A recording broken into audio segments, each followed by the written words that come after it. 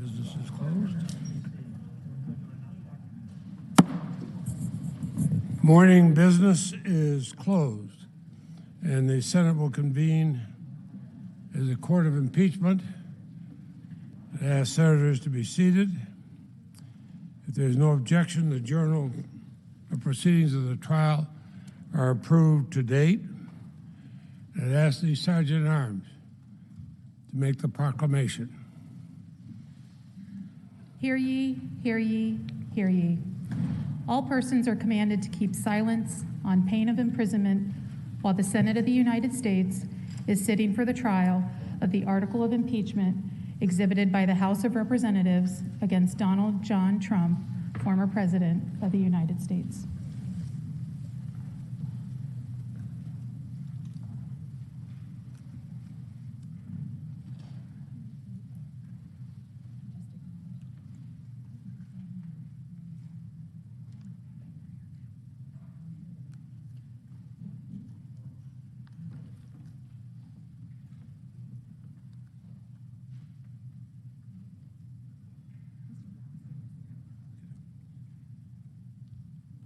I note the presence in the Senate chamber of the managers on the part of the House of Representatives and counsel for the former President of the United States. Mr. President. Majority Leader is recognized. Mr. President, in a moment, I will call up a resolution to govern the structure of the second impeachment trial of Donald John Trump. It's been agreed to by the House managers, the former president's counsel, and is co-sponsored by the Republican leader. It is bipartisan. It's our solemn constitutional duty to conduct a fair and honest impeachment trial of the charges against former President Trump, the gravest charges ever brought against a president of the United States in American history. This resolution provides for a fair trial, and I urge the Senate to adopt it. Mr. President, I send a resolution to the desk on my behalf and that of the Republican leader for the organizing of the next phases of this trial. Clerk will report. Senate Resolution 47, to provide for related procedures concerning the article of impeachment against Donald John Trump, former President of the United States. The question occurs on the adoption of the resolution. I ask for the yeas and nays. Is there a sufficient second? There appears to be. There is a sufficient second. The clerk will call the roll. Ms. Baldwin. Aye. Ms. Baldwin, aye. Mr. Barrasso. Mr. Barrasso, aye. Mr. Bennett. Aye. Mr. Bennett, aye. Mrs. Blackburn. Mrs. Blackburn, aye. Mr. Blumenthal. Mr. Blumenthal, aye. Mr. Blunt. Mr. Blunt, aye. Mr. Booker. Mr. Booker, aye. Mr. Bozeman. Mr. Bozeman, aye. Mr. Braun. Mr. Braun, aye. Mr. Brown. Mr. Brown, aye. Mr. Burr. Mr. Burr, aye. Ms. Cantwell. Ms. Cantwell, aye. Mrs. Capito. Mrs. Capito, aye. Mr. Cardin. Mr. Cardin, aye. Mr. Carper. Mr. Carper, aye. Mr. Casey. Mr. Casey, aye. Mr. Cassidy. Ms. Collins. Ms. Collins, aye. Mr. Coons. Mr. Coons, aye. Mr. Cornyn. Mr. Cornyn, aye. Ms. Cortez Masto. Ms. Cortez Masto, aye. Mr. Cotton. Mr. Cotton, aye. Mr. Kramer. Mr. Kramer, aye. Mr. Crapo. Mr. Crapo, aye. Mr. Cruz. Mr. Cruz, no. Mr. Daines. Mr. Daines, aye. Ms. Duckworth. Ms. Duckworth, aye. Mr. Durbin. Mr. Durbin, aye. Ms. Ernst. Ms. Ernst, aye. Mrs. Feinstein. Mrs. Feinstein, aye. Mrs. Fisher. Mrs. Fisher, aye. Mrs. Gillibrand. Mrs. Gillibrand, aye. Mr. Graham. Mr. Graham, aye. Mr. Grassley. Mr. Grassley, aye. Mr. Haggerty. Mr. Haggerty, aye. Ms. Hassan. Ms. Hassan, aye. Mr. Hawley. Mr. Hawley, no. Mr. Heinrich. Mr. Heinrich, aye. Mr. Hickenlooper. Mr. Hickenlooper, aye. Ms. Hirono. Ms. Hirono, aye. Mr. Hoven. Mr. Hoven, aye. Mrs. Hyde-Smith. Mrs. Hyde-Smith, aye. Mr. Inhofe. Mr. Inhofe, aye. Mr. Johnson. Mr. Johnson, no. Mr. Kane. Mr. Kane, aye. Mr. Kelly. Mr. Kelly, aye. Mr. Kennedy. Mr. Kennedy, aye. Mr. King. Mr. King, aye. Ms. Klobuchar. Ms. Klobuchar, aye. Mr. Langford. Mr. Langford, aye. Mr. Leahy. Aye. Mr. Leahy, aye. Mr. Lee. Mr. Lee, no. Mr. Lujan. Mr. Lujan, aye. Ms. Lummis. Ms. Lummis, aye. Mr. Manchin. Mr. Manchin, aye. Mr. Markey. Mr. Markey, aye. Mr. Marshall. Mr. Marshall, no. Mr. McConnell. Mr. McConnell, aye. Mr. Menendez. Mr. Menendez, aye. Mr. Merkley. Mr. Merkley, aye. Mr. Moran. Mr. Moran, aye. Ms. Murkowski. Ms. Murkowski, aye. Mr. Murphy. Mr. Murphy, aye. Mrs. Murray. Mrs. Murray, aye. Mr. Ossoff. Mr. Ossoff, aye. Mr. Padilla. Mr. Padilla, aye. Mr. Paul. Mr. Paul, no. Mr. Peters. Mr. Peters, aye. Mr. Portman. Mr. Portman, aye. Mr. Reed. Mr. Reed, aye. Mr. Risch. Mr. Risch, aye. Mr. Romney. Mr. Romney, aye. Ms. Rosen. Ms. Rosen, aye. Mr. Rounds. Mr. Rounds, aye. Mr. Rubio. Mr. Rubio, no. Mr. Sanders. Mr. Sanders, aye. Mr. Sass. Mr. Sass, aye. Mr. Schatz. Mr. Schatz, aye. Mr. Schumer. Mr. Schumer, aye. Mr. Scott of Florida. Mr. Scott of Florida, no. Mr. Scott of South Carolina. Mr. Scott of South Carolina, no. Mrs. Shaheen. Mrs. Shaheen, aye. Mr. Shelby. Mr. Shelby, aye. Ms. Sinema. Ms. Sinema, aye. Ms. Smith. Ms. Smith, aye. Ms. Stabenow. Ms. Stabenow, aye. Mr. Sullivan. Mr. Sullivan, aye. Mr. Tester. Mr. Tester, aye. Mr. Thune. Mr. Thune, aye. Mr. Tillis. Mr. Tillis, aye. Mr. Toomey. Mr. Toomey, aye. Mr. Tuberville. Mr. Tuberville, no. Mr. Van Hollen. Mr. Van Hollen, aye. Mr. Warner. Mr. Warner, aye. Mr. Warnock. Mr. Warnock, aye. Ms. Warren. Ms. Warren, aye. Mr. Whitehouse. Mr. Whitehouse, aye. Mr. Wicker. Mr. Wicker, aye. Mr. Wyden. Mr. Wyden, aye. Mr. Young. Mr. Young, aye. Mr. Cassidy. Mr. Cassidy, aye.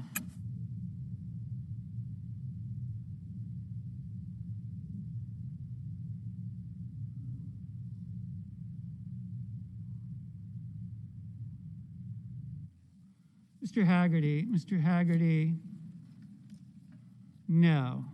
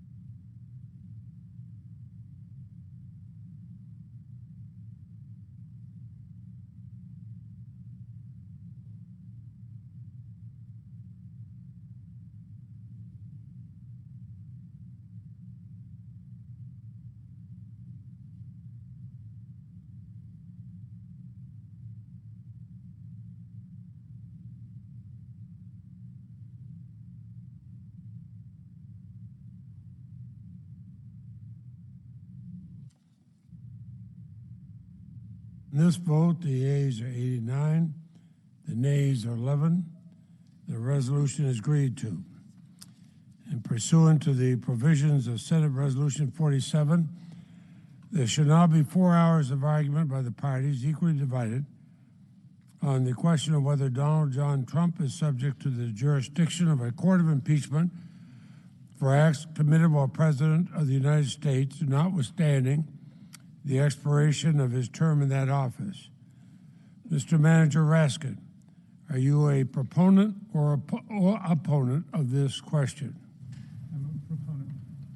Thank you. Mr. Castor, are you a proponent or opponent of this question? We're an opponent. Thank you.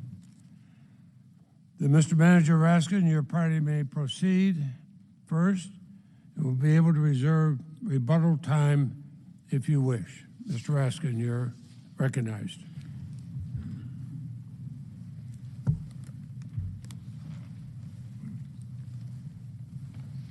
Thank you very much, Mr. President, distinguished members of the Senate. Good afternoon. My name is Jamie Raskin. It's my honor to represent the people of Maryland's 8th Congressional District in the House and also to serve as the lead House manager. And Mr. President, we will indeed reserve time for rebuttal. Thank you. Because I've been a professor of constitutional law for 3 decades, I know there are a lot of people who are dreading endless lectures about the Federalist Papers here. Please breathe easy, okay? I remember well W.H. Auden's line that a professor is someone who speaks while other people are sleeping. You will not be hearing extended lectures from me because our case is based on cold, hard facts. It's all about the facts. President Trump has sent his lawyers here today to try to stop the Senate from hearing the facts of this case. They want to call the trial over before any evidence is even introduced. Their argument is that if you commit an impeachable offense in your last few weeks in office, you do it with constitutional impunity. You get away with it.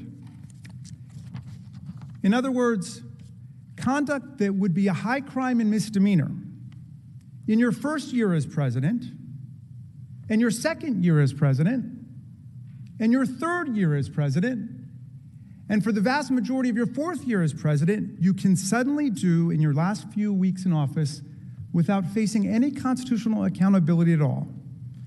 This would create a brand new January exception to the Constitution of the United States of America.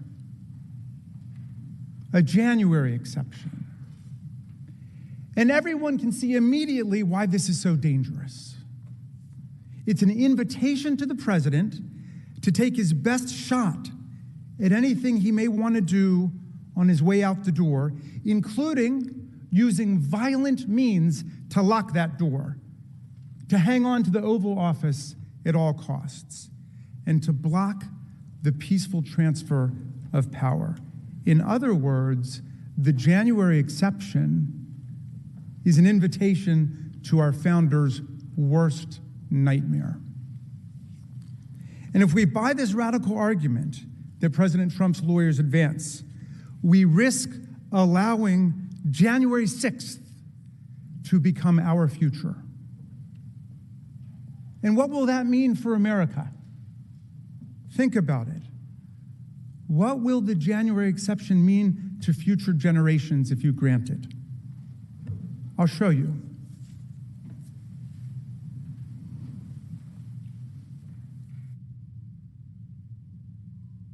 We will stop the steal.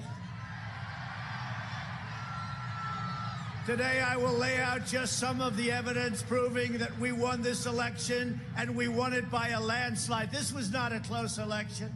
And after this, we're going to walk down, and I'll be there with you. We're going to walk down.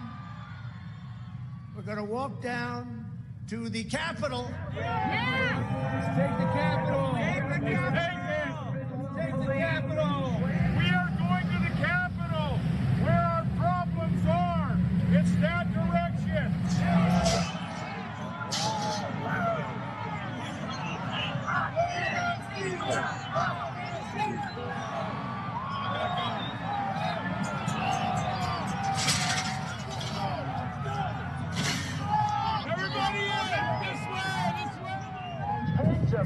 thousands of votes. They came in duffel bags. Where the hell did they come from?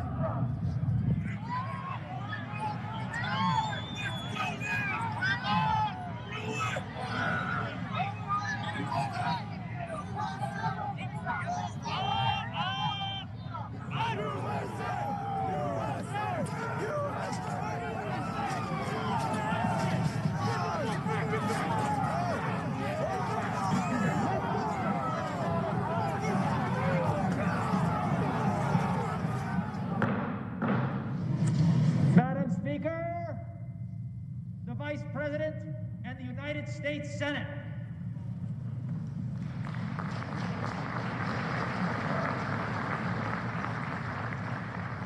Off the sidewalk. Stand up for him.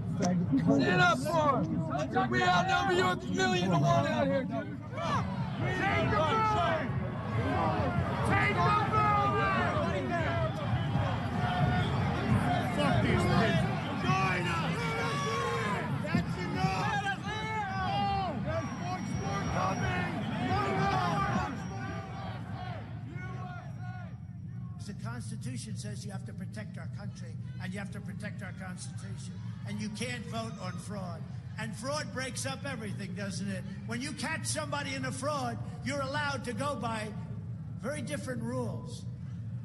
So I hope Mike has the courage to do what he has to do. Talk about you standing down.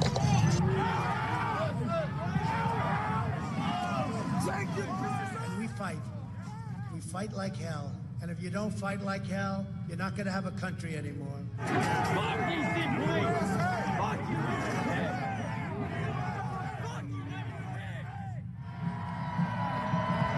So we're going to walk down Pennsylvania Avenue. I love Pennsylvania Avenue. And we're going to the Capitol. And we're going to try and give our Republicans, the weak ones, because the strong ones don't need any of our help. We're going to try and give them the kind of pride and boldness that they need to take back our country.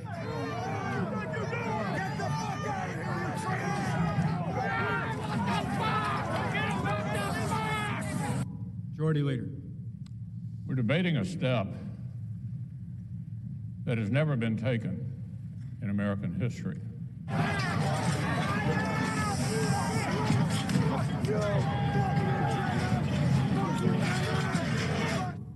President Trump claims the election was stolen. The assertions range from specific local allegations to constitutional arguments to sweeping conspiracy theories.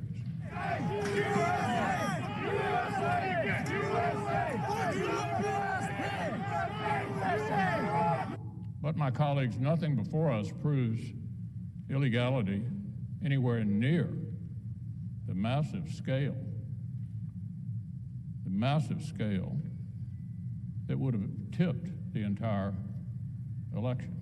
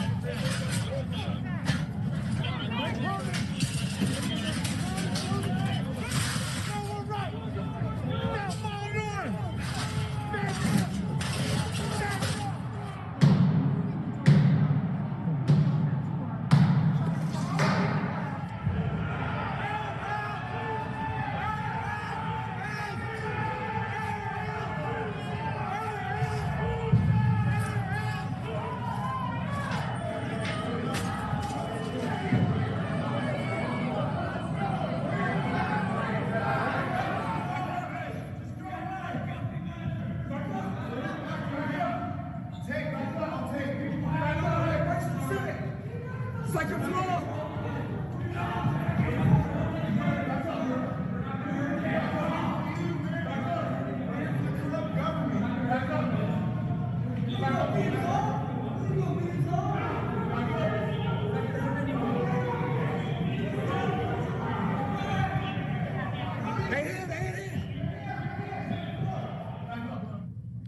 My challenge today is not about the good people of Arizona.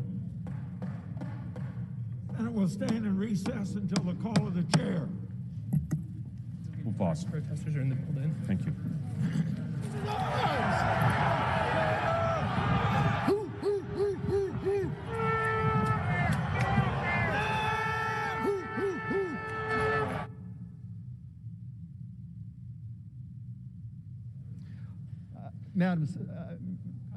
Mr. Speaker, can I have order in the chamber? The House will be in order.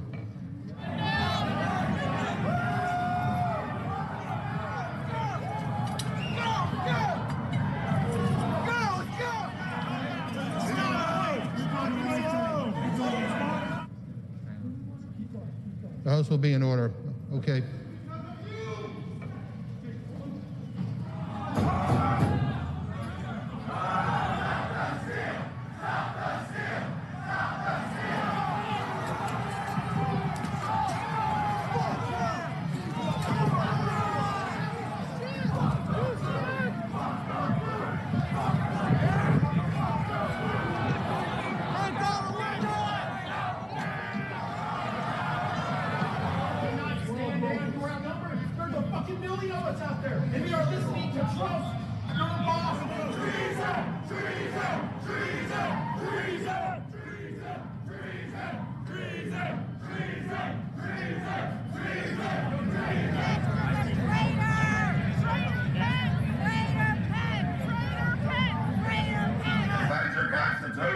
Defend your liberty!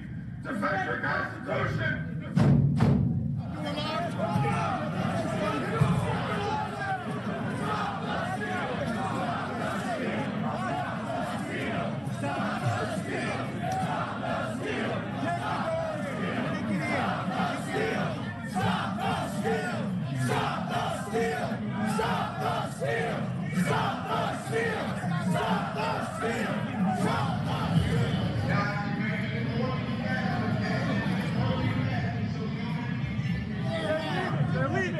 They're leaving.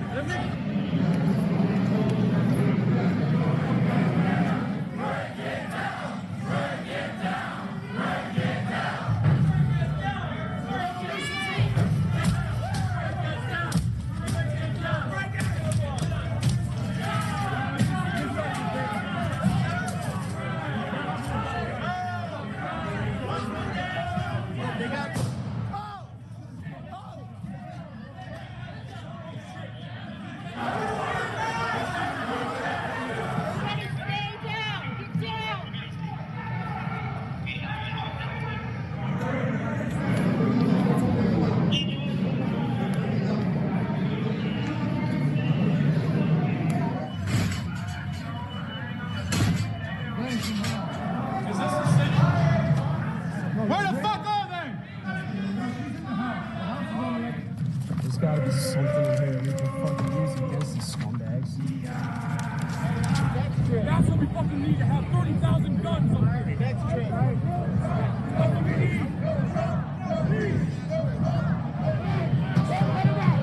Let's go! Let's go! Take it! Take it out!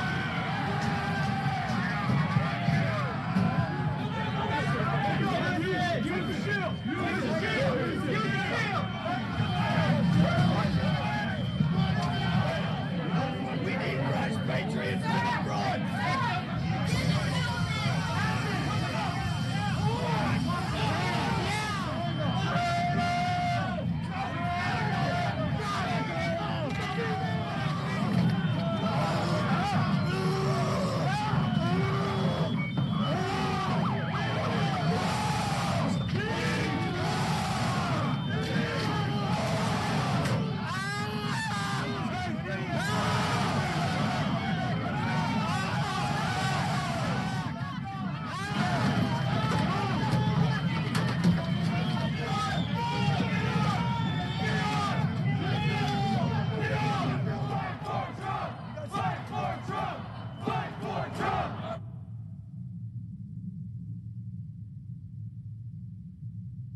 There's never been a time like this where such a thing happened, where they could take it away from all of us, from me, from you, from our country. This was a fraudulent election, but we can't play into the hands of these people. We have to have peace. So go home. We love you. You're very special. You've seen what happens. You see the way others are treated that are so bad and so evil. I know how you feel.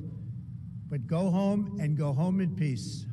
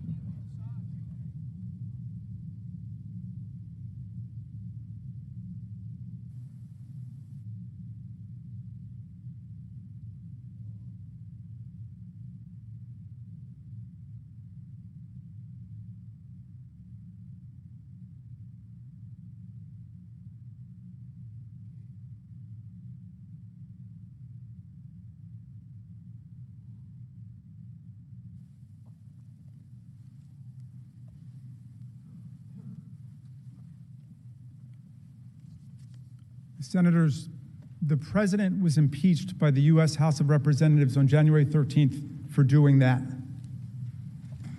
You ask what a high crime and misdemeanor is under our Constitution? That's a high crime and misdemeanor. If that's not an impeachable offense, then there is no such thing. And if the president's arguments for a January exception are upheld, then even if everyone agrees that he's culpable for these events, even if the evidence proves, as we think it definitively does, that the president incited a violent insurrection on the day Congress met to finalize the presidential election, he would have you believe there is absolutely nothing the Senate can do about it. No trial, no facts. He wants you to decide that the Senate is powerless at that point. That can't be right. The transition of power is always the most dangerous moment for democracies. Every historian will tell you that. We just saw it in the most astonishing way. We lived through it. And you know what? The framers of our Constitution knew it.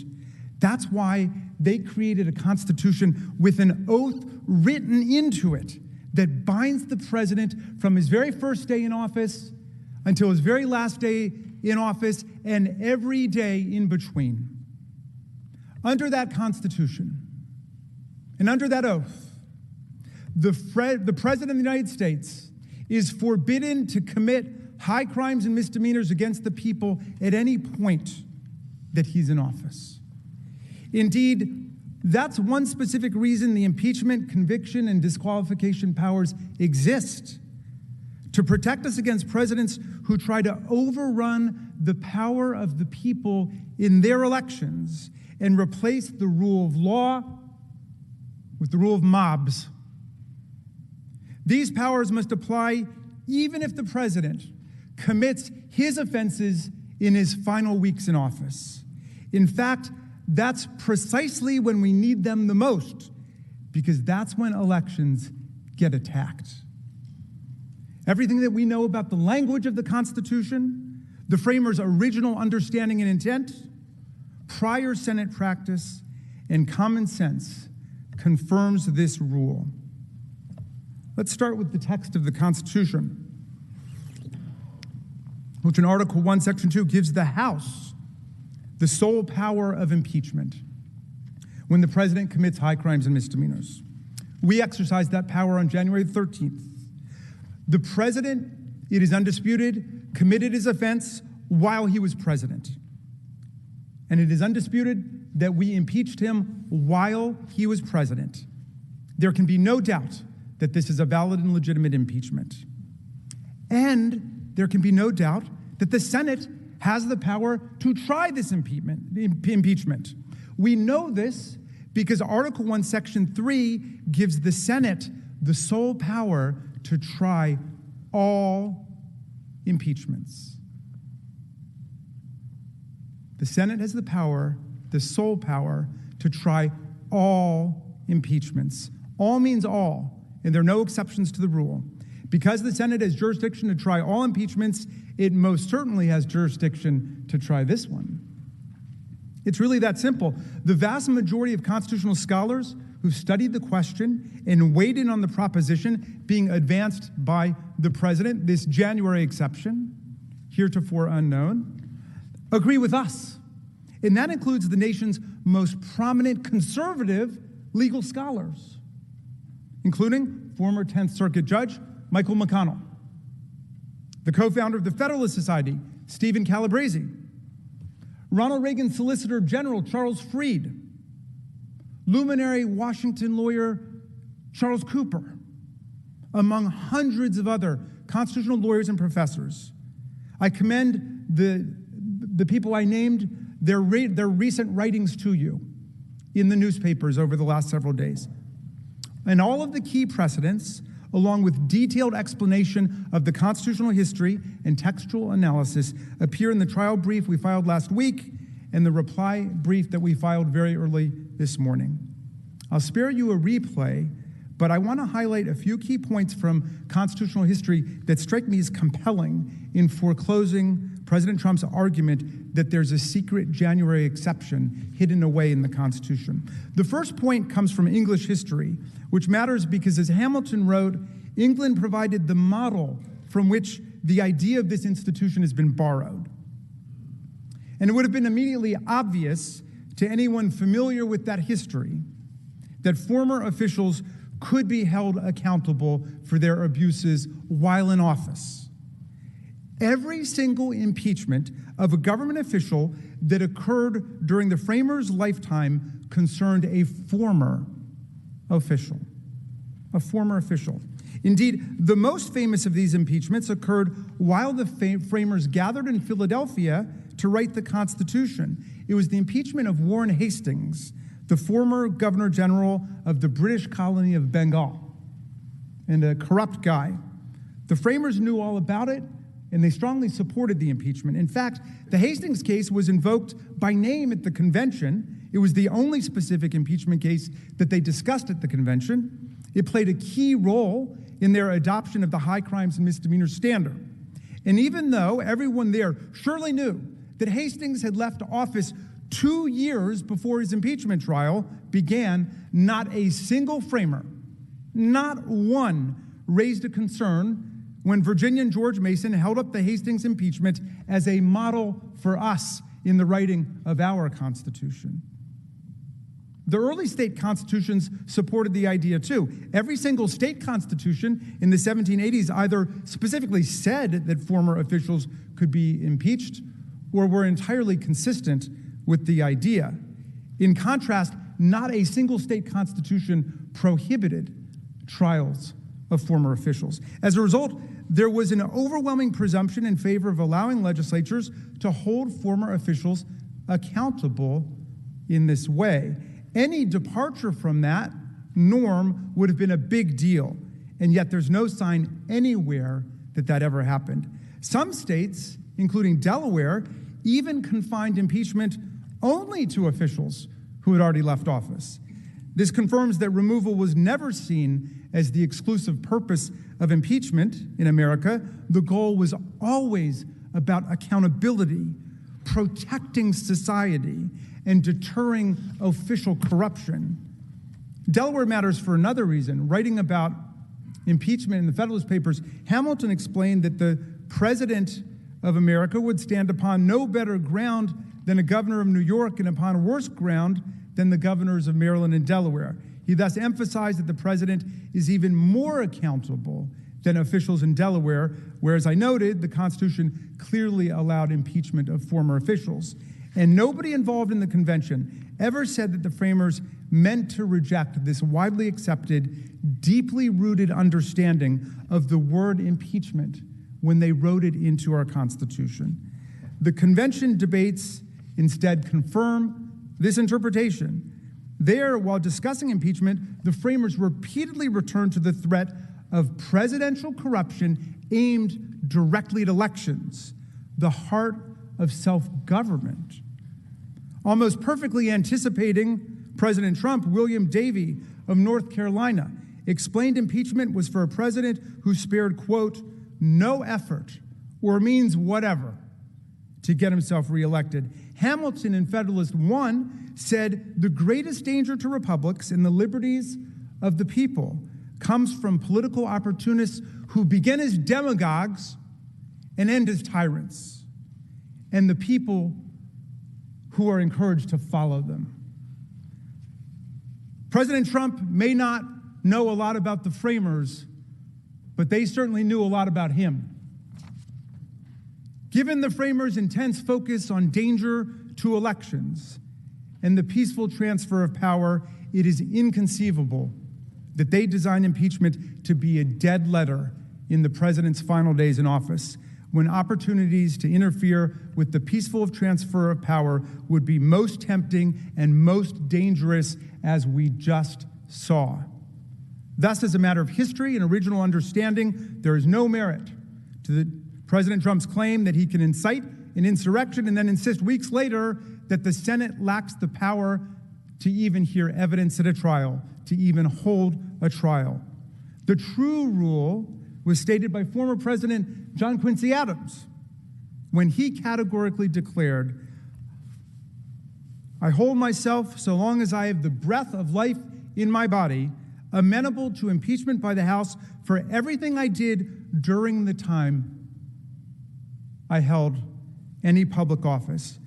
When he comes up in a minute, my colleague, Mr. Neguse of Colorado, will further pursue the relevant Senate precedents and explain why this body's practice has been supported by the text of the Constitution. And Mr. Cicilline of Rhode Island will then respond to the fallacies presented by the President's counsel. And after these gentlemen speak, I will return to discuss the importance, the fundamental importance of the Senate rejecting President Trump's argument for the preservation of democratic self-government and the rule of law in the United States of America. I now will turn it over to my colleague, Mr. Neguse of Colorado. Do I have to recognize him? No.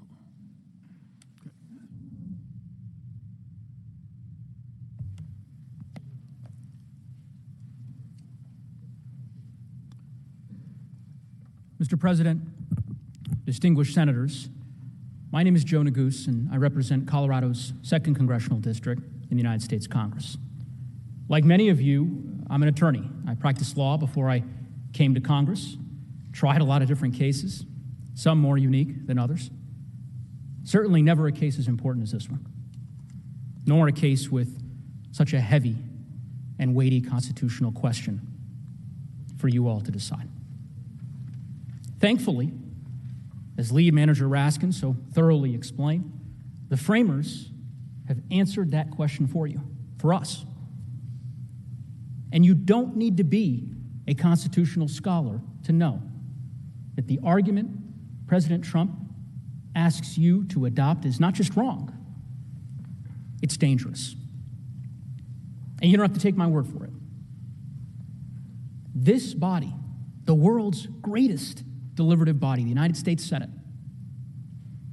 has reached that same conclusion in one form or another over the past 200 years in multiple occasions that we'll go through. Over 150 constitutional scholars, experts, judges, conservative, liberal, you name it, they overwhelmingly have reached the same conclusion, that of course you can try, convict, and disqualify a former president. And that makes sense, because the text of the Constitution makes clear. There is no January exception to the impeachment power. That presidents can't commit grave offenses in their final days and escape any congressional response. That's not how our Constitution works. Let's start with the precedent, with what has happened in this very chamber. I'd like to focus on just two cases. I'll go through them quickly. One of them is the nation's very first impeachment case, which actually was of a former official. In 1797, about a decade after our country had ratified our Constitution, there was a senator from Tennessee by the name of William Blount who was caught conspiring with the British to try to sell Florida and Louisiana. Ultimately, President Adams caught him. He turned over the evidence to Congress. 4 days later, the House of Representatives impeached him. A day after that, this body, the United States Senate, expelled him from office. So he was very much a former official. Despite that, the House went forward with its impeachment proceeding in order to disqualify him from ever again holding federal office. And so the Senate proceeded with the trial, with none other than Thomas Jefferson presiding. Now, Blount argued that the Senate couldn't proceed because he had already been expelled. But here's the interesting thing. He expressly disavowed any claim that former officials can't ever be impeached. I mean, unlike President Trump, he was very clear that he respected and understood that he could not even try to argue that ridiculous position. Even impeached Senator Blount recognized the inherent absurdity of that view. Here's what he said. I certainly never shall contend that an officer may first commit an offense and afterwards avoid by resigning his office. That's the point. And there was no doubt because the founders were around to confirm that that was their intent and the obvious meaning of what is in the Constitution. Fast forward 80 years later, arguably the most important precedent that this body has to consider. The trial of former Secretary of War William Belknap. I'm not going to go into all the details, but just in short, in 1876, the House discovered that he was involved in a massive kickback scheme.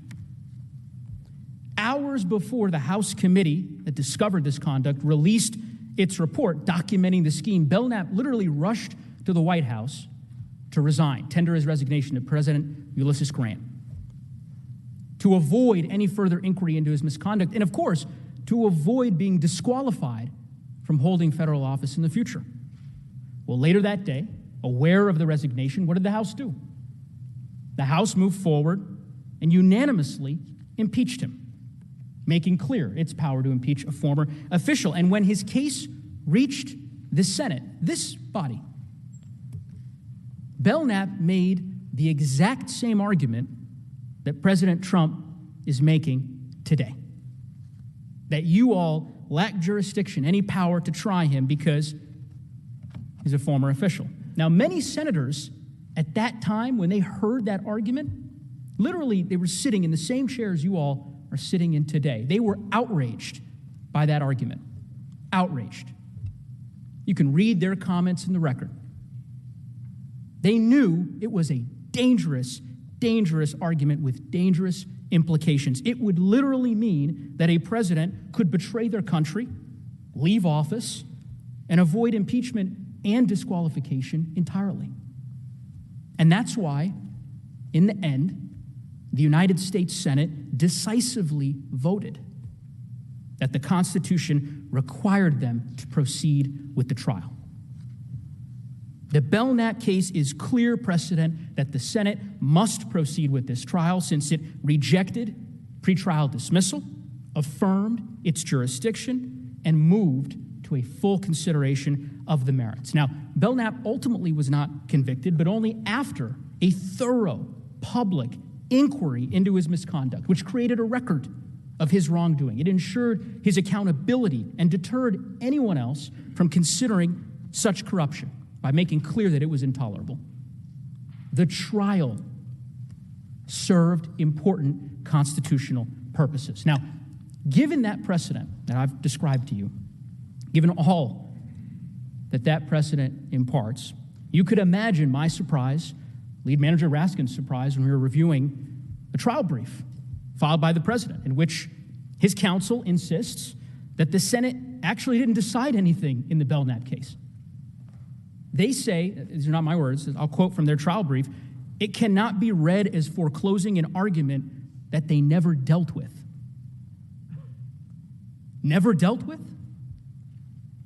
The Senate didn't debate this question for 2 hours. The Senate debated this very question for 2 weeks. The Senate spent an additional 2 weeks deliberating on the jurisdictional question. And at the end of those deliberations, they decided decisively that the Senate has jurisdiction and that it could proceed, that it must proceed to a full trial. And by the way, unlike Belknap, as we know, President Trump was not impeached for run-of-the-mill corruption, misconduct. He was impeached for inciting a violent insurrection. An insurrection where people died in this building. An insurrection that desecrated our seat of government. And if Congress were just to stand completely aside in the face of such an extraordinary crime against the republic, it would invite future presidents to use their power without any fear of accountability. And none of us, I know this, none of this, no matter our party or our politics, wants that. Now, we've gone through the highlights of the precedent, and I think it's important that you know, as Lead Manager Raskin mentioned, that scholars overwhelmingly who have reviewed this same precedent have all come to the same conclusion, that the Senate must hear this case. Let's go through just a few short examples. To start, all of us, I know, are familiar with the Federalist Society. Some of you may know Stephen Calabrese personally. He's the co-founder of the Federalist Society. He actually was the chairman of the board in 2019. He was the first president of the Yale Federalist Society chapter board, a position that I understand Senator Hawley later held. Here is what Mr. Calabrese has to say. On January 21st, he issued a public letter, stating, "Our carefully considered views of the law lead all of us to agree that the Constitution permits the impeachment, conviction, and disqualification of former officers, including presidents." And by the way, he's not the only one. As Lead Manager Raskin said, President Reagan's former Solicitor General, among many others. Another prominent conservative scholar, known to many of you, again personally, is former 10th Circuit Court of Appeals judge, my circuit, Judge Michael McConnell. He was nominated by President George W. Bush. He was confirmed by this body unanimously. Senator Hatch, many of you served with, he had this to say about Judge McConnell, that he's an honest man. He calls it as he sees it, and he's beholden to no one and no group. Well, what does Judge McConnell have to say about the question that you're debating this afternoon? He said the following: given the impeachment of Mr. Trump was legitimate, the text makes clear that the Senate has power to try that impeachment. You heard Lead Manager Raskin mention another lawyer, Chuck Cooper. He's a prominent conservative lawyer here in Washington, has represented former Attorney General Jeff Sessions, House Minority Leader Kevin McCarthy. He issued an editorial just 2 days ago, very powerful, observing that scholarship in this question has matured substantially, and that ultimately the arguments that President Trump is championing are beset by serious weaknesses. Finally, we've gone through a lot of scholars. I'll finish on this one. There's another scholar that I know some of you know, and some of you have actually spoken with recently. Up until just a few weeks ago, he was a recognized champion of the view that the Constitution authorizes the impeachment of former officials, and that is Professor Jonathan Turley. Let me show you what I mean. These are his words. First, in a very detailed study, thorough study, he explained that, quote, "the resignation from office does not prevent trial on articles of impeachment. That's Professor Turley's words.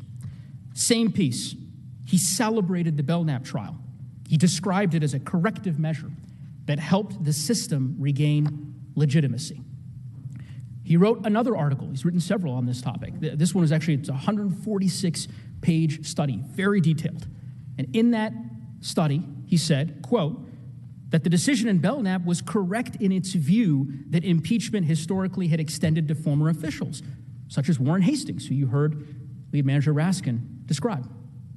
In fact, as you can see, Professor Turley argued that the House could have impeached and the Senate could have tried Richard Nixon after he resigned. His quote on this, very telling, quote, future presidents could not assume that mere resignation would avoid a trial of their conduct in the United States Senate. Finally, last quote from Professor Turley, that no man in no circumstance can escape the account which he owes to the laws of his country. Not my words, not Lead Manager Raskin's words, Professor Jonathan Turley's words. I agree with him because he's exactly right. Now, a question one might reasonably ask after going through all those quotes from such noted jurists and scholars is, why is there such agreement on this topic? Well, the reason's pretty simple, because it's what the Constitution says. I want to walk you through 3 provisions of the Constitution that make clear that the Senate must try this case. First, let's start with what the Constitution says about Congress's power in Article 1. You heard Lead Manager Raskin make this point, but it's worth underscoring. Article 1, Section 2 gives the House the sole power of impeachment. Article 1, Section 3 gives the Senate the sole power to try all impeachments. Now, based on President Trump's argument, one would think that language includes caveats, exceptions, but it doesn't. It doesn't say impeachment of current civil officers. It doesn't say impeachment of those still in office. The framers didn't mince words. They provided express, absolute, unqualified grants of jurisdictional power to the House to impeach and to the Senate to try all impeachments. Not some, all. Former Judge McConnell, judge that we talked about earlier, he provides a very effective textual analysis of this provision. You can see it up here on the slide. I'll just give you the highlight. He says, and I'll quote, this is Judge McConnell, given that the impeachment of Mr. Trump was legitimate, the text makes clear that the Senate has power to try that impeachment. Now, again, here is what is pretty interesting, me at least. When we presented this argument in our trial brief, which we filed over a week ago, well, we laid it out, again, step by step, so that you could consider it and so that opposing counsel could consider it as well. We received President Trump's response yesterday, and the trial brief offers no rebuttal to this point. None. And in fairness, I can't think of any convincing response. I mean, the Constitution is just exceptionally clear on this point. Now, perhaps they will have something to say today about it, but they did not yesterday. There's another provision worth mentioning here because there's been a lot of confusion about it, and I'm going to try to clear this up. This is the provision on removal and disqualification. Now, we all know the Senate imposes a judgment only when it convicts. Up on the screen, you'll see Article 1, Section 3, Clause 7. So with that in mind, the language says that the Senate convicts, the judgment shall not extend further than removal and disqualification. That's it. The meaning is clear. The Senate has the power to impose removal, which only applies to current officials, and separately, it has the power to impose disqualification, which obviously applies to both current and former officers, but it doesn't have the power to go any further than that. Now, as I understand President Trump's argument, they believe that this language somehow says that disqualification can only follow removal of a current officer. But it doesn't. That interpretation essentially rewrites the Constitution. It adds words that aren't there. I mean, after all, the Constitution does not say removal from office and then disqualification. It doesn't say removal from office followed by disqualification. It simply says the Senate can't do more than two possible sentences: removal and disqualification. And this, by the way, is not the first time that this direct question has been debated in this chamber. 146 years ago, during the Belknap trial, Senator George Edmunds of Vermont, he's one of the most prestigious Republican senators of his time. He sat right where Senator Grassley sits today. He zeroed in on this exact point during the Belknap trial. This is his quote: "A prohibition against doing more than two things cannot be turned into a command to do both or neither." And just imagine the consequences of such an absurd interpretation of the Constitution. I mean, if President Trump were right about that language, then officials could commit the most extraordinary, destructive offenses against the American people, high crimes and misdemeanors. They'd have total control over whether they can ever be impeached, and if they are, whether the Senate can try the case. If they want to escape any public inquiry into their misconduct or the risk of disqualification from future office, then it's pretty simple. They could just resign 1 minute before the House impeaches, or even 1 minute before the Senate trial, or they could resign during the Senate trial if it's not looking so well. That would effectively erase disqualification from the Constitution. It would put wrongdoers in charge of whether the Senate can try them. Third and final reason why President Trump must stand trial: provision of Article 1 of the Constitution. You'll see here on the screen that the Constitution twice describes the accused in an impeachment trial. Here's what I want you to focus on. The interesting thing is, notice the words. It refers to a person and a party being impeached. Now, again, we know that the framers gave a lot of thought to the words that they chose. They even had a style committee during the Constitutional Convention. They could have written civil officers here. I mean, they did that elsewhere in the Constitution.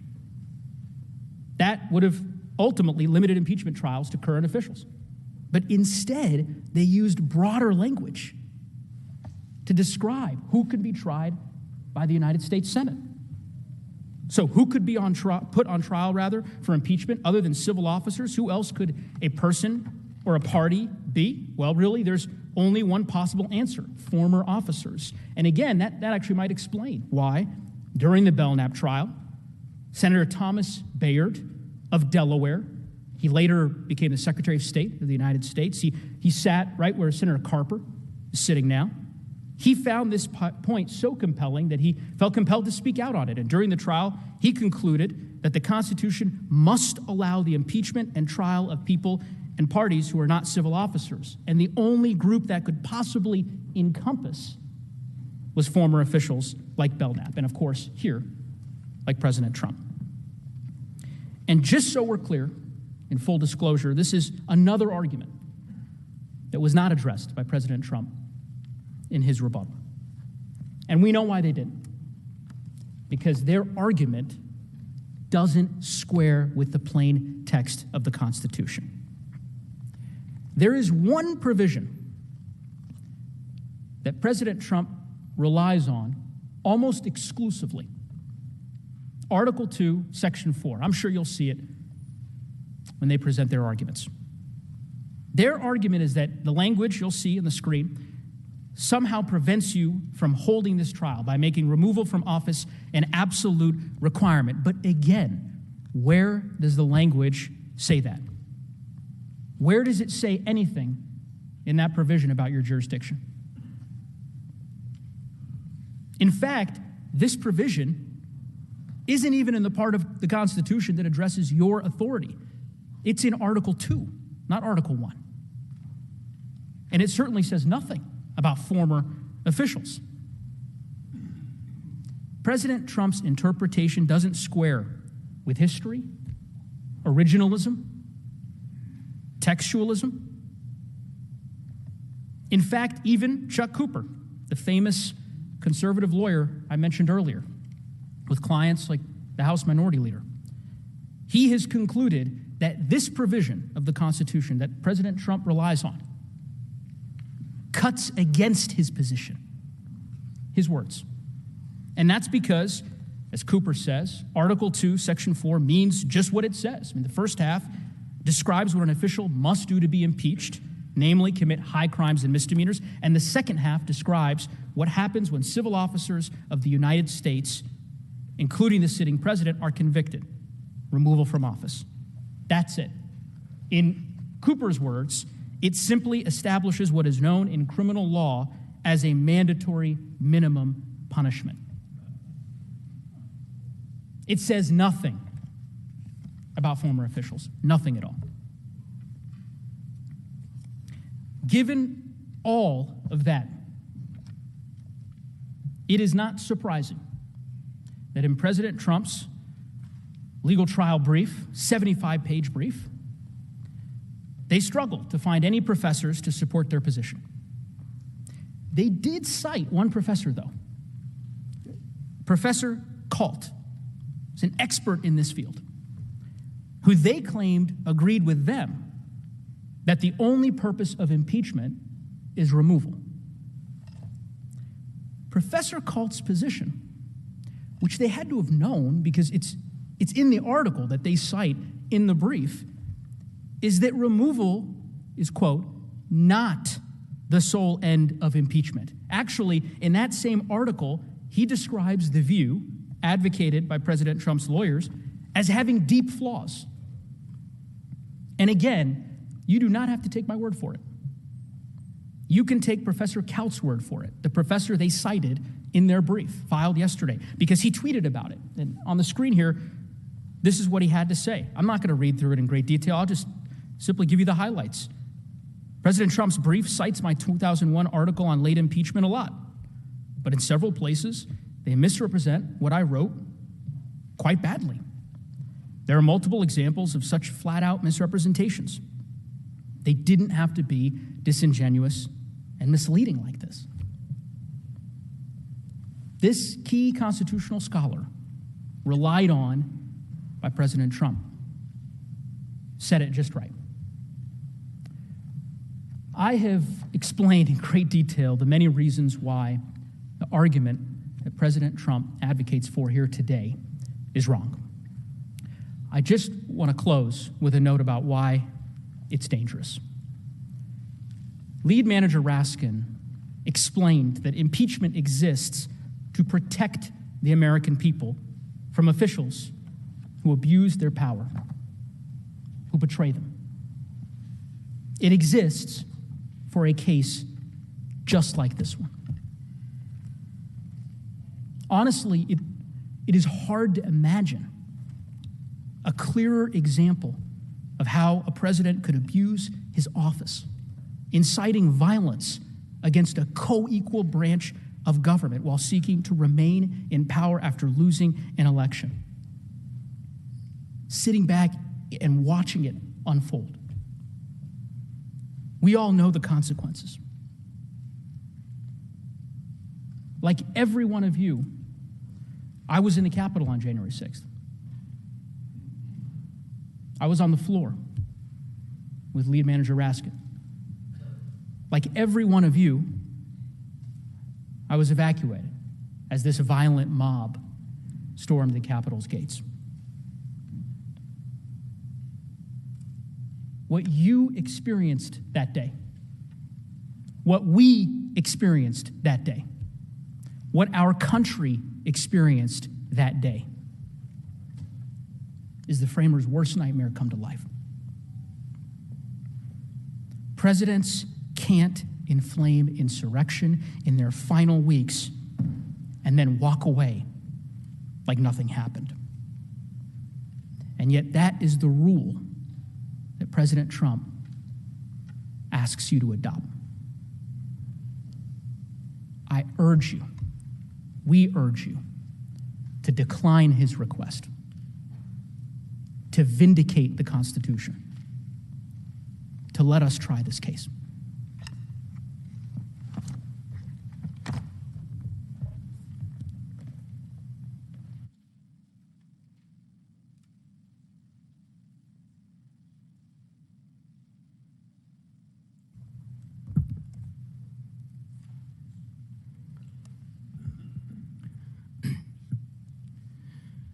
Mr. President, distinguished senators, my name is David Cicilline. I have the honor of representing the 1st Congressional District of Rhode Island. As I hope is now clear from the arguments of Mr. Raskin and Mr. Neguse, impeachment is not merely about removing someone from office. Fundamentally, impeachment exists to protect our constitutional system, to keep each of us safe, to uphold our freedom, to safeguard our democracy. It achieves that by deterring abuse of the extraordinary power that we entrust to our presidents from the very first day in office to the very last day. It also ensures accountability for presidents who harm us or our government.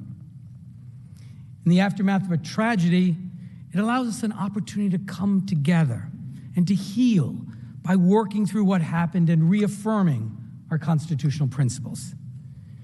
And it authorizes this body, and this body alone, to disqualify from our political system anybody whose conduct in office proves that they present a danger to the republic. But impeachment would fail to achieve these purposes if you created, for the first time ever, despite the words of the framers and the Constitution, a January exception, as Mr. Raskin explained.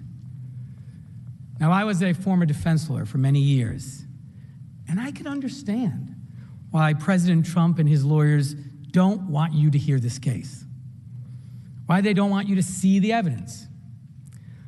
But the argument that you lack jurisdiction rests on a purely fictional loophole, purely fictional, designed to allow the former president to escape all accountability for conduct that is truly indefensible under our Constitution. You saw the consequences of his actions on the video that we played earlier.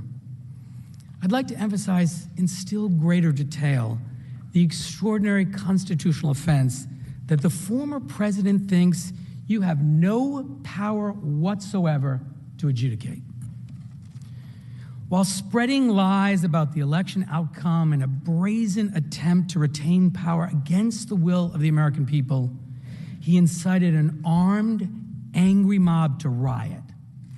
And not just anywhere, but here, in the seat of our government, in the Capitol, during a joint session of Congress, when the vice president presided while we carried out the peaceful transfer of power, which was interrupted for the first time in our history. This was a disaster of historic proportion. It was also an unforgivable betrayal of the oath of office of President Trump, the oath he swore, an oath that he sullied and dishonored to advance his own personal interests. And make no mistake about it, as you think about that day, things could have been much worse. As one senator said, they could have killed all of us. It was only the bravery and sacrifice of the police who suffered deaths and injuries as a result of President Trump's actions that prevented greater tragedy. At trial, we will prove with overwhelming evidence that President Trump is singularly and directly responsible for inciting the assault on the Capitol. We will also prove that his dereliction of duty, his desire to seek personal advantage from the mayhem, and his decision to issue tweets further inciting the mob, attacking the vice president, all compounded the already enormous damage. Now, virtually every American who saw those events unfold on television was absolutely horrified by the events of January 6th. But we also know how President Trump himself felt about the attack. He told us. Here's what he tweeted at 6:01 as the Capitol was in shambles and as dozens of police officers and other law enforcement officers lay battered and bruised and bloodied.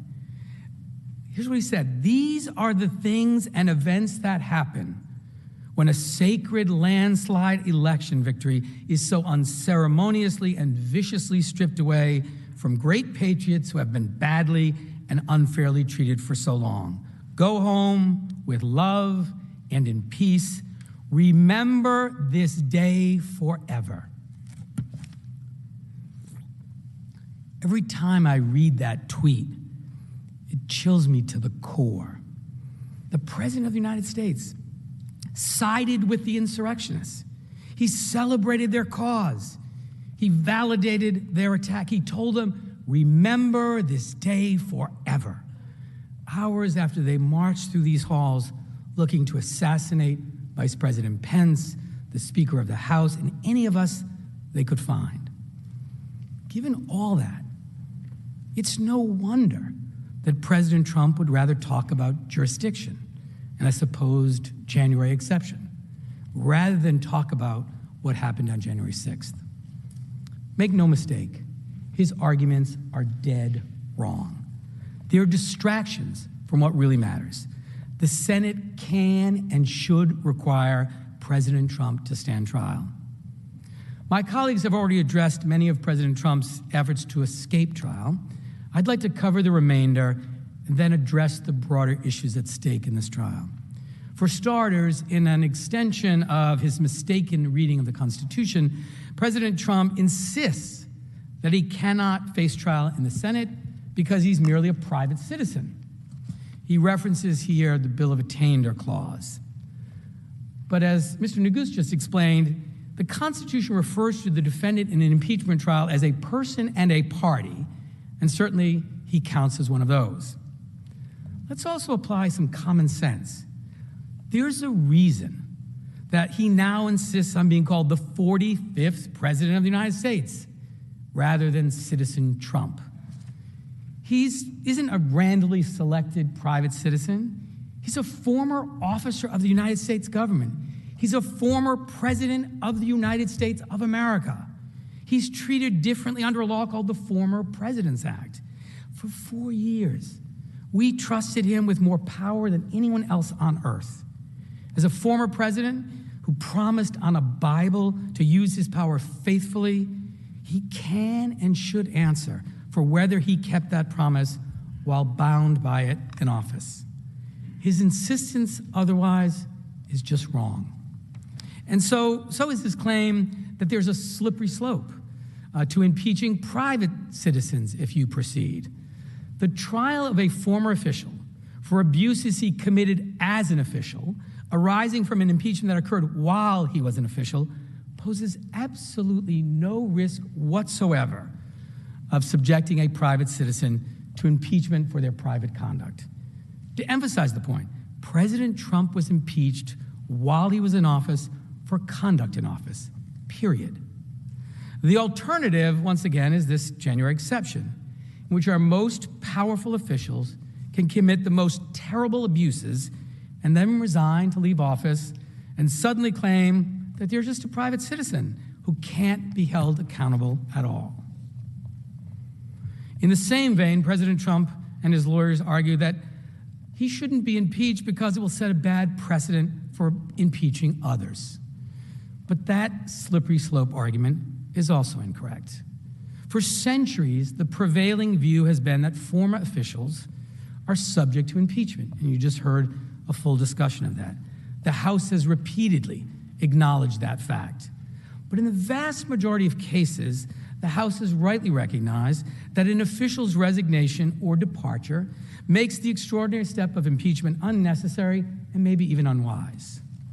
As a House manager rightly explained in the Belknap case, and I quote, "There is no likelihood that we shall ever unlimber the clumsy and bulky monster piece of ordnance to take aim at an object from which all danger has gone by, end quote.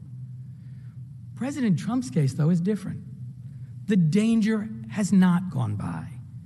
His threat to democracy makes any prior abuse by any government official pale in comparison. Moreover, allowing his conduct to pass without the most decisive response would itself create an extraordinary danger to the nation. Inviting further abuse of power and signaling that the Congress of the United States is unable or unwilling to respond to insurrection incited by the president. Think about that. To paraphrase Justice Robert Jackson, who said that that precedent that I just described would lie about like a loaded weapon ready for the hand of any future president who decided in his final months to make a play for unlimited power. Think of the danger. Here is the rare case in which love of the Constitution and commitment to our democracy required the House to impeach. It's for the same reason the Senate can and must try this case. Next, President Trump will assert that it somehow is significant or it matters that the Chief Justice isn't presiding over this trial. Let me state this very plainly. It does not matter. It is not significant. Under Article 1, Section 3, when the President of the United States is tried, the Chief Justice shall preside. There is only one person who is President of the United States at a time. Right now, Joseph R. Biden, Jr. is the 46th President of the United States. As a result, the requirement that the Chief Justice preside isn't triggered. Instead, the normal rules of any impeachment of anyone other than the sitting president apply. And under those rules, the President pro tem, Senator Leahy, can preside. And of course, this makes perfect sense. The Chief Justice presides because when the current president is on trial, if Chief Justice doesn't preside, the Vice President could preside. And it would be a conflict for someone to preside over a trial that would become president if there was a conviction. So there isn't that concern when you have a former president on trial, or for that matter, when you have anyone on trial other than the current president, which is why the Chief Justice presides only in that single case, and why this is exactly the presiding officer the Constitution and the Senate rules require. As a fallback, President Trump and his lawyers may argue today that he should get a free pass on inciting an armed insurrection against the United States government and endangering Congress because, as he would put it, this impeachment is somehow unconstitutional. So far as I understand it from reading the pleadings in this case, this defense involves cobbling together a bunch of meritless legal arguments, all of them attempting to focus on substance rather than jurisdiction, and insisting that these kitchen sink objections lead the Senate to not try the case. Since they may raise these points at this juncture, I feel obliged really to address them. He may argue, for example, that he didn't receive enough process in the House, even though the House proceedings are more like a grand jury action, which is followed later by trial in the Senate with a full presentation of evidence. Even though the evidence of his high crimes and misdemeanors is overwhelming and supported by a huge public record, even though we're going to put that evidence before you at this trial, and even though have a full and fair opportunity to respond to it before all of you, even though hundreds of others involved in the events of January 6th have already been charged for their role in attacks that the president incited, and even though we invited him to voluntarily come here and testify and tell his story, a request, as you know, that his lawyers immediately refused, presumably because they understood what would happen if he were to testify under oath. Regardless, President Trump's process arguments are not only wrong on their own terms, but they're also completely irrelevant to the question of whether you should hold this trial. That question is answered by the Constitution, and the answer is yes. In addition, separate from his due process complaints, President Trump and his counsel particularly his counsel, have boasted on TV that to counter the undisputed evidence of what actually happened in this case, you'll see video clips. They'll show video clips of other politicians, including Democratic politicians, using what they consider incendiary language. Apparently, they think this will establish some sort of equivalency, or that it will show in contrast that President Trump's statements at the Save America rally weren't so bad. Like so much of what President Trump's lawyers might say today, that's a gimmick. It's a parlor game meant to inflame partisan hostility and play on our divisions. So let me be crystal clear. President Trump was not impeached because the words he used, viewed in isolation, without context, were beyond the pale. Plenty of other politicians have used strong language. But Donald J. Trump was president of the United States. He sought to overturn a presidential election that had been upheld by every single court to consider it. He spent months insisting to his base that the only way he could lose was a dangerous, wide-ranging conspiracy against them and America itself. He relentlessly attempted to persuade his followers that the peaceful transfer of power that was taking place in the Capitol was an abomination that had to be stopped at all costs. He flirted with groups like the Proud Boys, telling them to stand back and stand by, while endorsing violence and sparking death threats to his opponents. He summoned an armed, angry, and dangerous crowd that wanted to keep him in power and was widely reported to be poised on a hair trigger for violence at his direction. He then made his heated statements in circumstances where it was clear, where it was foreseeable that those statements would spark extraordinary, imminent violence.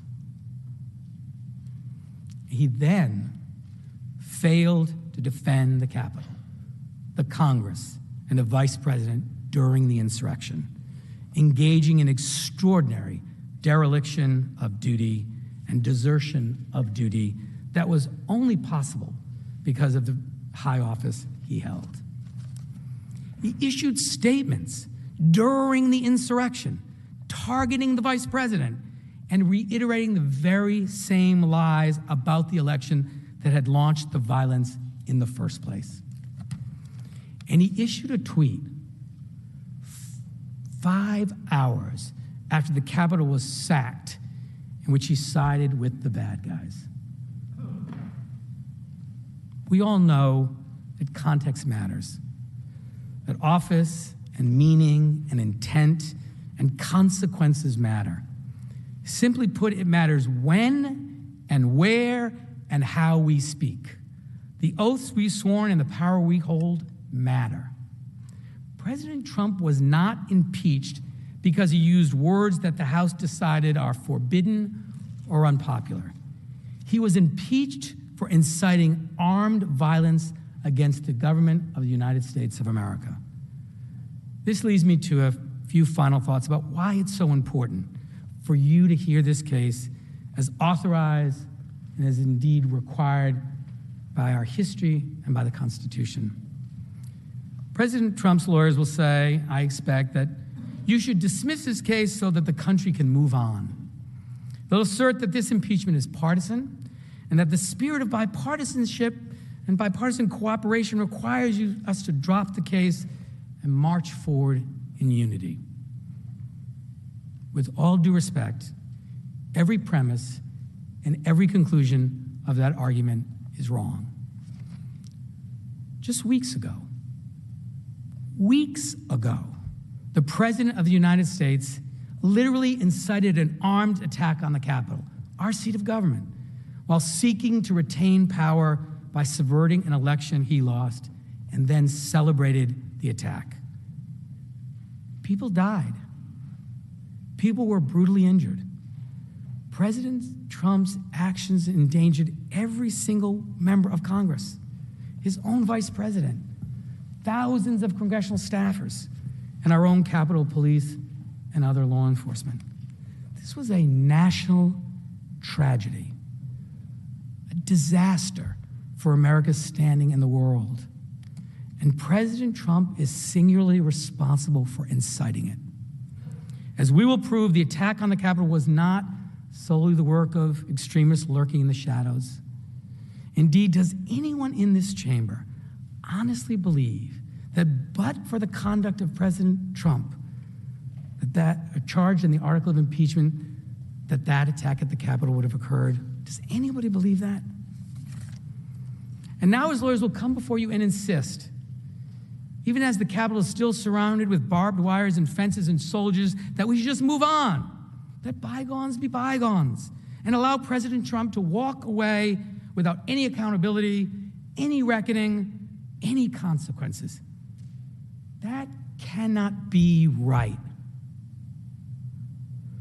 That is not unity. That's the path to fear of what future presidents could do. So there's a good reason why this article of impeachment passed the House with bipartisan support. The principles at stake belong to all Americans from all walks of life.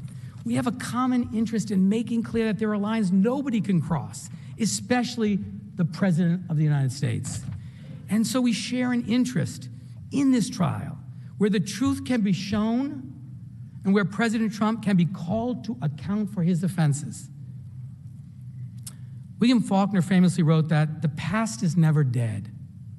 But this isn't even the past. This just happened. It's still happening. Look around you as you come to the Capitol and come to work. I really do not believe that our attention span is so short, that our sense of duty so frail, our factional loyalty so all-consuming, that the president can provoke an attack on Congress itself and get away with it just because it occurred near the end of his term. After a betrayal like this, there cannot be unity without accountability. And this is exactly what the Constitution calls for. The framers' original understanding, this chamber's own precedent, and the very words used in the Constitution all confirm unquestionably, indisputably, that President Trump must stand trial for his high crimes and misdemeanors against the American people. We cannot continue down the path of partisanship and division that has turned the Capitol into an armed fortress. Senators, it now falls to you to bring our country together by holding this trial, and once all the evidence is before you, by delivering justice. Thank you.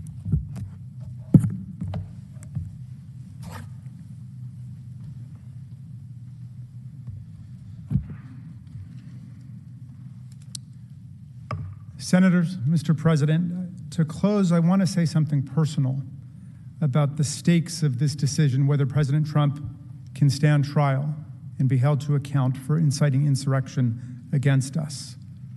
This trial is personal indeed for every senator, for every member of the House, every manager, all of our staff, the Capitol Police, the Washington, D.C. Metropolitan Police, the National Guard, maintenance and custodial crews, the print journalists and TV people who were here, and all of our families and friends.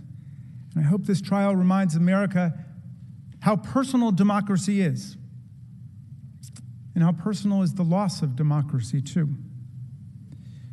Distinguished members of the Senate, my youngest daughter, Tabitha, was there with me on Wednesday, January 6th.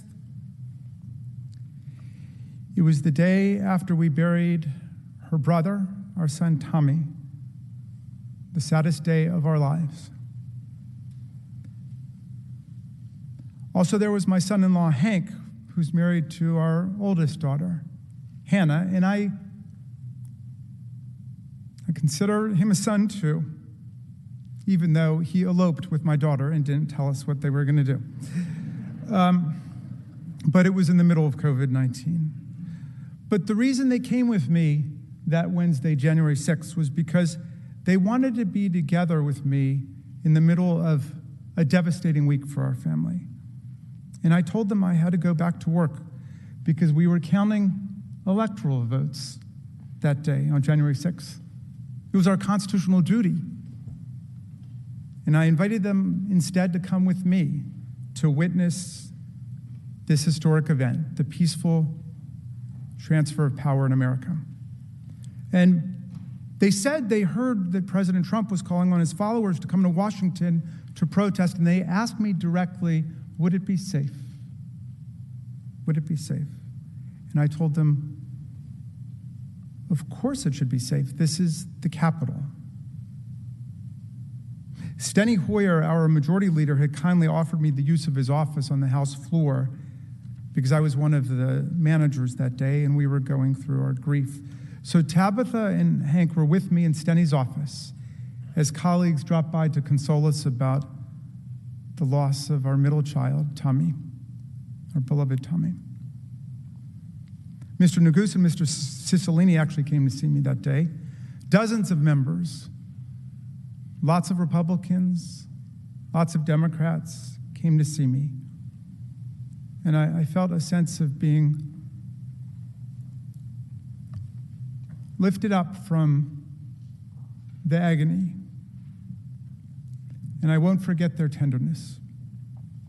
And through the tears, I was working on a speech for the floor when we would all be together in joint session. And I wanted to focus on unity when we met in the House. I quoted Abraham Lincoln's famous 1838 Lyceum speech, where he said that if division and destruction ever come to America, it won't come from abroad. It'll come from within, said Lincoln. And in that same speech, Lincoln passionately deplored mob violence. This was right after the murder of Elijah Lovejoy, the abolitionist newspaper editor.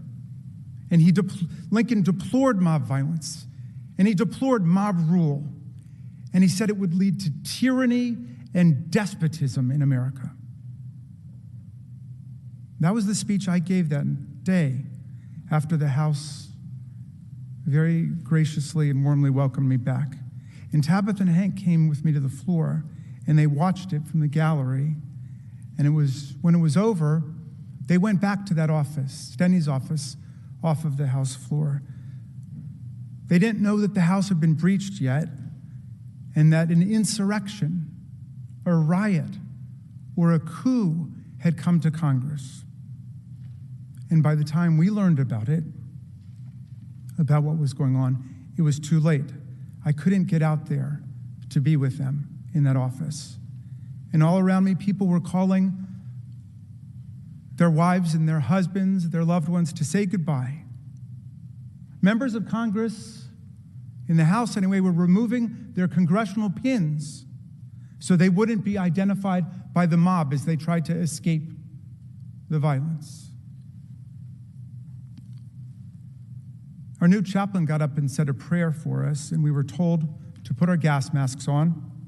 And then there was a sound I will never forget, the sound of pounding on the door like a battering ram. The most haunting sound I ever heard, and I will never forget it. My chief of staff, Julie Tagan, was with Tabitha and Hank locked and barricaded in that office, the kids hiding under the desk, placing what they thought were their final texts and whispered phone calls to say their goodbyes. They thought they were going to die. My son-in-law had never even been to the Capitol before. And when they were finally rescued, over an hour later by Capitol officers, and we were together, I hugged them and I apologized, and I told my daughter Tabitha,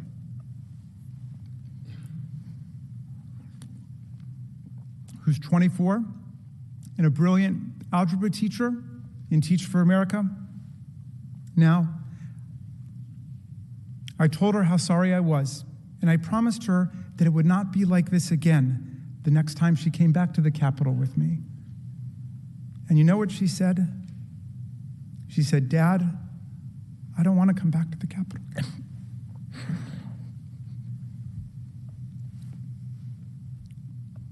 of all the terrible, brutal things I saw and I heard on that day. And since then, that one hit me the hardest. That and watching someone use an American flagpole with the flag still on it to spear and pummel one of our police officers ruthlessly, mercilessly, tortured by a pole with a flag on it that he was defending with his very life. People died that day. Officers ended up with head damage and brain damage. People's eyes were gouged. An officer had a heart attack. An officer lost 3 fingers that day. 2 officers have taken their own lives. Senators, this cannot be our future. This cannot be the future of America. We cannot have presidents inciting and mobilizing mob violence against our government and our institutions because they refuse to accept the will of the people under the Constitution of the United States. Much less can we create a new January exception in our precious, beloved Constitution that prior generations have died for and fought for, so that corrupt presidents have several weeks to get away with whatever it is they want to do. History does not support a January exception in any way, so why would we invent one for the future? We close, Mr. President, and reserve your time.